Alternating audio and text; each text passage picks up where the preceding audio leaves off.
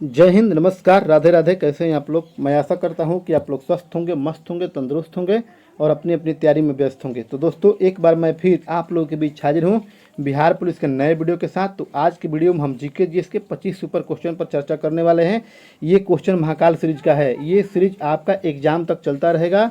यदि आपका भी सपना है बिहार पुलिस में जाना और वर्दी पहनना, तो इस वीडियो को बिल्कुल स्किप मत कीजिएगा, वीडियो को लास्ट तक बने रहिएगा। दोस्तों, यदि आप हमारे चैनल पर पहली बार आए हैं तो हमारे चैनल को सब्सक्राइब करके बेल आइकन प्रेस कर लीजिएगा, क्योंकि हर वीडियो अपलोड करते ही आपके पास नोटिफिकेशन पहुंचता रहेगा। तो चलो दोस्तों, वीडियो को स्टार्ट करते हैं और देखते हैं आज का पहला क्वेश्चन। दिया गया है कि मगध की प्रारंभिक राजधानी कहाँ थी। तो मगध की प्रारंभिक राजधानी आपकी राजगीर थी या गिरिब्री थी, तो आपको याद रखना है। आपसे ये भी क्वेश्चन पूछ लगा कि अंग की राजधानी कहाँ थी। तो अंग की राजधानी आपकी चंपा थी। कहाँ थी? चंपा थी, तो आपको याद रखना है।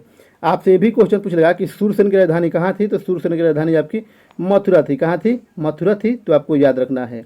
आपसे ये भी क्वेश्चन पूछ लगा कि पटना का प्राचीनतम नाम क्या था। तो पटना का प्राचीन नाम आपका पाटलिपुत्र था। क्या था? पाटलिपुत्र था, तो आपको याद रखना है। और पाटलिपुत्र का स्थापना किसने किया था? तो पाटलिपुत्र का स्थापना आपका उदयन ने किया था। किसने किया था? उदयन ने किया था, तो आपको याद रखना है। आपसे ये भी क्वेश्चन पूछ लगा कि मौर्य वंश का संस्थापक कौन था। तो मौर्य वंश का संस्थापक आपका चंद्रगुप्त मौर्य था। कौन था? चंद्रगुप्त मौर्य था, तो आपको याद रखना है। और आपसे ये भी क्वेश्चन पूछ लगा कि हर्यक वंश का संस्थापक कौन था। तो हर्यक वंश का संस्थापक आपका बिंबिसार था। कौन था? बिंबिसार था, तो आपको याद रखना है। आपसे ये भी क्वेश्चन पूछ लगा कि श्रीनगर का स्थापना किसने किया था। तो श्रीनगर का स्थापना आपका अशोक ने किया था। किसने किया था? अशोक ने किया था, तो आपको याद रखना है। नेक्स्ट क्वेश्चन देखते हैं दोस्तों, क्वेश्चन नंबर 2। क्वेश्चन नंबर 2 कह रहा है कि महात्मा बुद्ध ने अपना धर्म चक्र प्रवर्तन किस स्थान पर दिया था। यानी कि पहला प्रवचन कहाँ पर दिया था। तो ये सारनाथ में दिया था। कहाँ दिया था? सारनाथ में दिया था, तो आपको याद रखना है। आपसे भी क्वेश्चन पूछ लगा कि महात्मा बुद्ध का जन्म कहाँ हुआ था। तो महात्मा बुद्ध का जन्म आपका लुम्बिनी नेपाल में हुआ था। कहाँ हुआ था? लुम्बिनी नेपाल में हुआ था, तो आपको याद रखना है। आपसे ये भी क्वेश्चन पूछ लगा कि महात्मा बुद्ध का मृत्यु कब हुआ था। तो महात्मा बुद्ध का मृत्यु जो हुआ था 483 ईसा पूर्व में हुआ था। कब हुआ था? 483 ईसा पूर्व में हुआ था, तो आपको याद रखना है। और आपसे ये भी क्वेश्चन पूछ लगा कि महात्मा बुद्ध का जन्म कब हुआ था। तो महात्मा बुद्ध का जन्म आपका 563 ईसा पूर्व में हुआ था। कब हुआ था? 563 ईसा पूर्व में हुआ था, तो आपको याद रखना है। नेक्स्ट क्वेश्चन देखते हैं दोस्तों, क्वेश्चन नंबर 3। क्वेश्चन नंबर 3 कह रहा है कि मद्रास महाजन सभा की स्थापना कब किया गया था। तो ये 1883 में किया गया था। कब किया गया था? 1883 में किया गया था, तो आपको याद रखना है। आपसे ये भी क्वेश्चन पूछ लगा कि प्रार्थना समाज का स्थापना कब हुआ था। तो प्रार्थना समाज का स्थापना आपका 1867 में हुआ था। कब हुआ था? 1867 में हुआ था, तो आपको याद रखना है। और किसने किया था? तो आत्माराम पांडुरंग ने किया था। किसने किया था? आत्माराम पांडुरंग ने किया था, तो आपको याद रखना है। आपसे ये भी क्वेश्चन पूछ लगा कि अभिनव भारत संस्था का स्थापना कब हुआ था। तो 1904 में हुआ था। कब हुआ था? 1904 में हुआ था। और किसने किया था? तो बी.डी. सावरकर ने किया था। किसने किया था?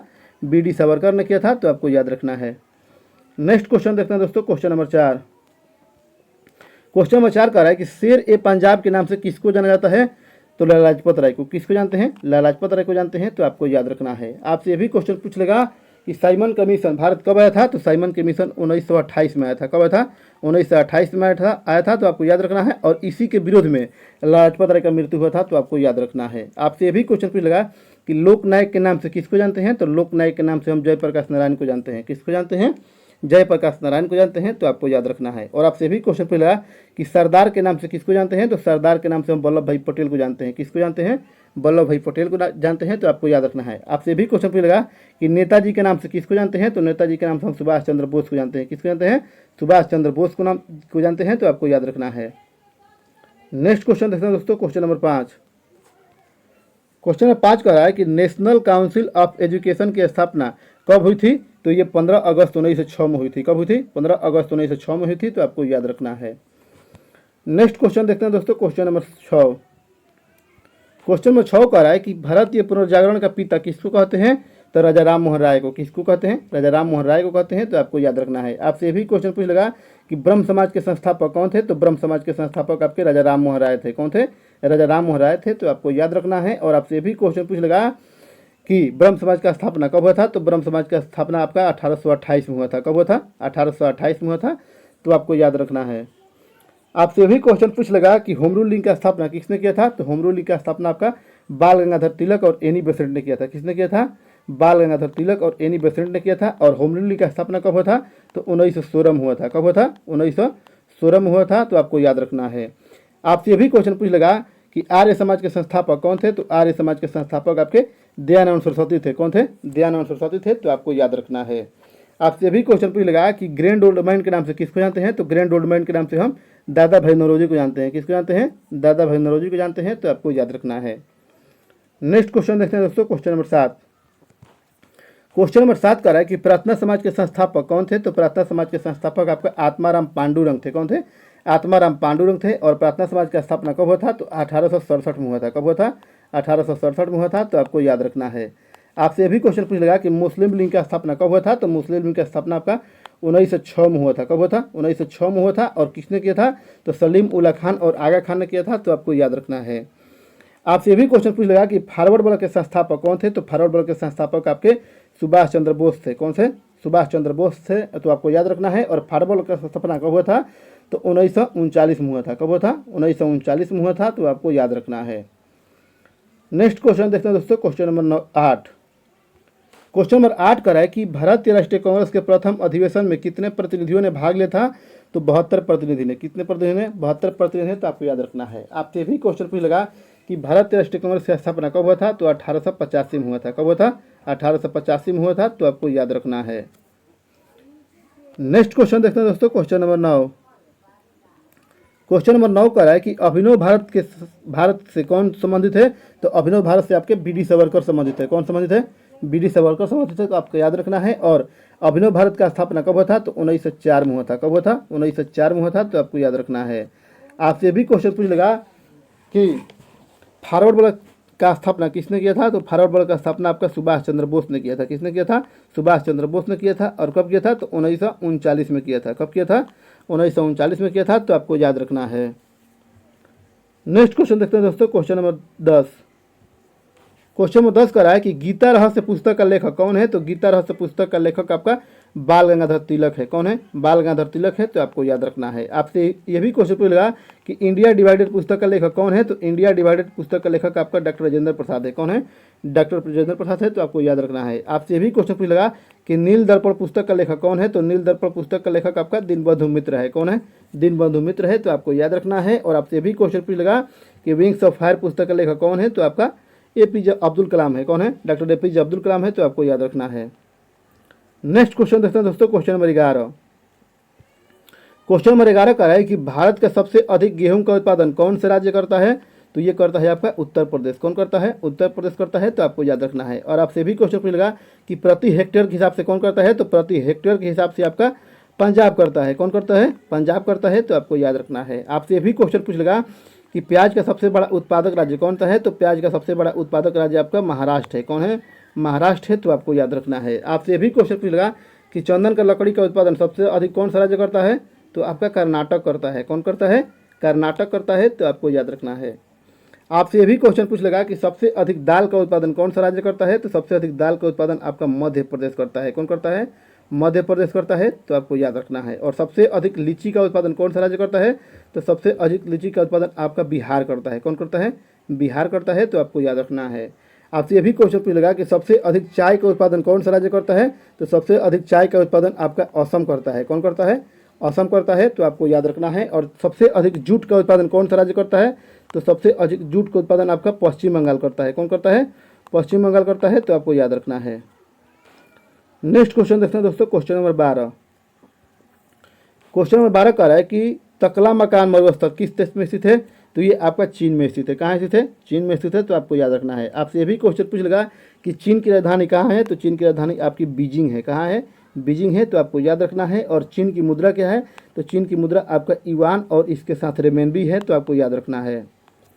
आपसे ये भी क्वेश्चन पूछ लगा कि भारत का सबसे बड़ा मरुस्थल कौन सा है, तो भारत का सबसे बड़ा मरुस्थल आपका थार है। कौन है?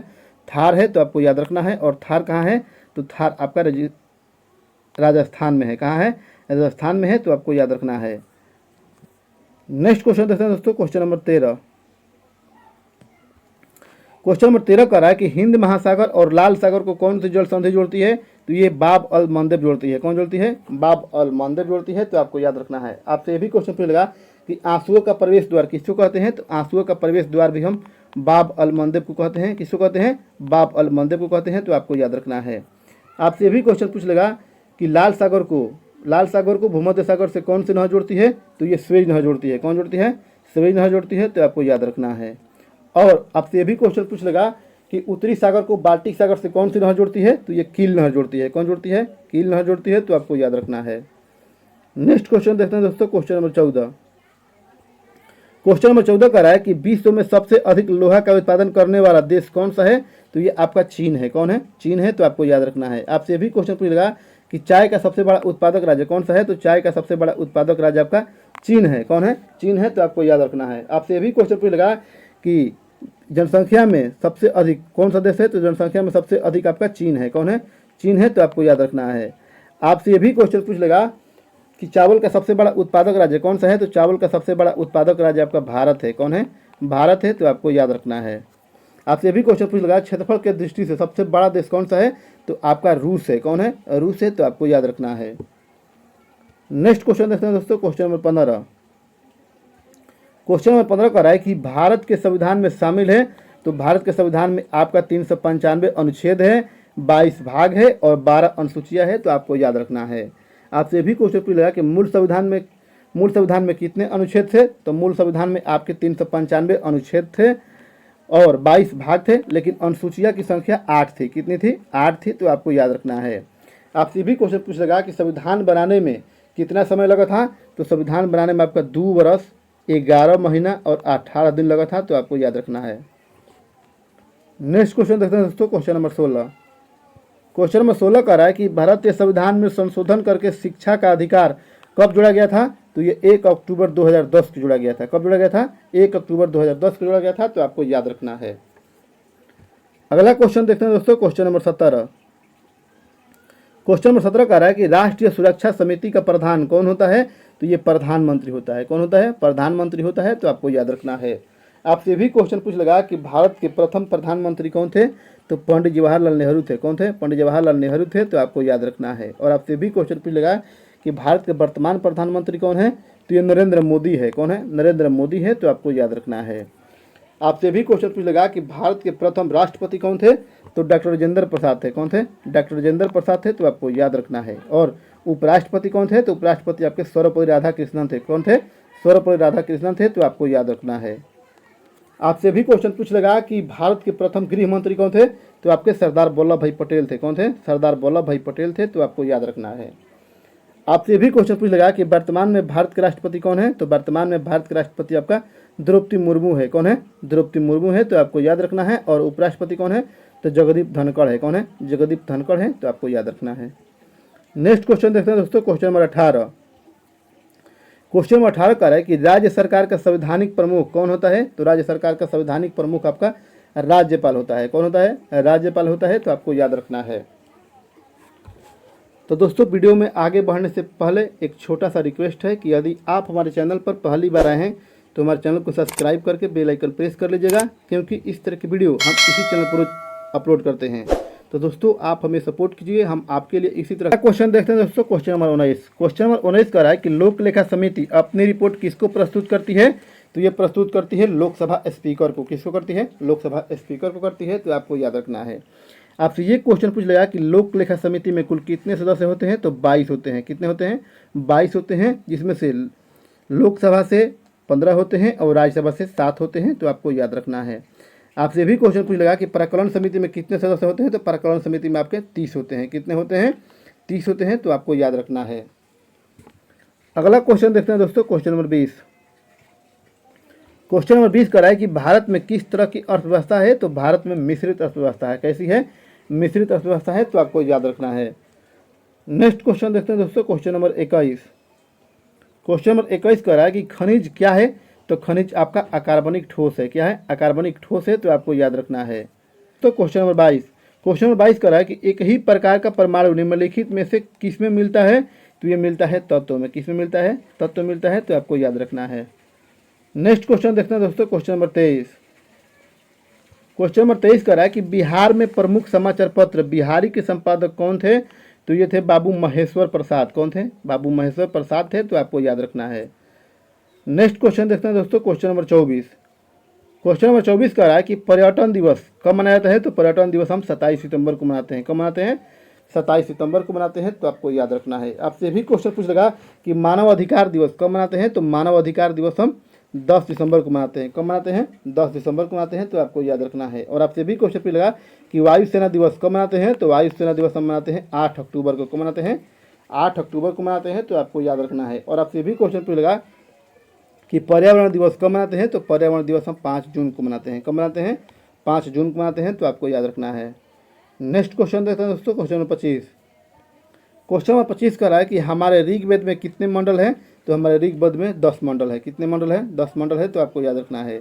आपसे भी क्वेश्चन पूछ लगा कि सबसे पुराना वेद कौन सा है, तो सबसे पुराना वेद आपका ऋग्वेद है। कौन है? ऋग्वेद है, तो आपको याद रखना है। आपसे भी क्वेश्चन पूछ लगा कि वेद कितने होते हैं, तो वेद आपके 4 होते हैं। कितने होते हैं? 4 होते हैं, तो आपको याद रखना है। आपसे भी क्वेश्चन पूछ लगा कि वेदांग कितने होते हैं, तो वेदांग आपके 6 होते हैं। कितने होते हैं? 6 होते हैं, तो आपको याद रखना है। उपनिषद कितने होते हैं, तो उपनिषद आपके 108 होते हैं। कितने होते हैं? 108 होते हैं, तो आपको याद रखना है। और पुराण कितने होते हैं, तो पुराण आपके 18 होते हैं। कितने होते हैं? 18 होते हैं, तो आपको याद रखना है। आपसे भी क्वेश्चन पूछ लगा कि ऋचाएँ कितनी होती है, तो ऋचाएँ आपके 10,462 होती है। कितनी होती है? 10,462 होती है, तो आपको याद रखना है। तो दोस्तों मैं आशा करता हूँ कि ये सेशन आपको पसंद आया होगा। सेशन पसंद आए तो वीडियो को लाइक कीजिए तथा हमसे जुड़े रहने के लिए हमारे चैनल को सब्सक्राइब करके बेल आइकन प्रेस कर लीजिए, क्योंकि हम इस तरह के वीडियो हम इसी चैनल पर रोज अपलोड करते हैं। साथ ही साथ दोस्तों आप हमें सपोर्ट कीजिए, हम आपके लिए कंटेंट इसी तरह लाते रहेंगे। तो दोस्तों वीडियो में बंद रहने के लिए धन्यवाद।